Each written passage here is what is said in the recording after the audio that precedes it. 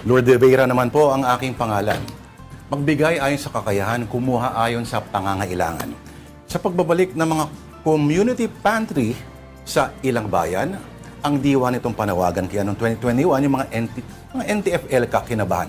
Dahil si Karl Marx daw ang pinagmulan, ang tumulong sa kumakalamang tiyan by instant kalaban na ng bayan.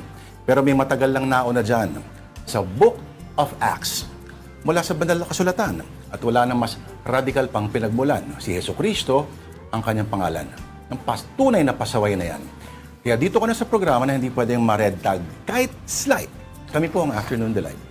Lourdes Vera naman po ang aking pangalan. Ngayon ay araw ng April Fool. Pero alam natin mga Pinoy, ang mga leader natin ay hindi marunong mag-rule. Sa panahon ng krisis, under pressure, they are so uncool. Lalo na pag pinepeke mo kasi natapos mo sa school. Yung 2022 na binoto ninyo, yung ulirang ama at asawa. Sarap mag-swimming pool, mainit. Simulan na natin ang programa na nakaka-excite. Ito na po ang Afternoon Delight.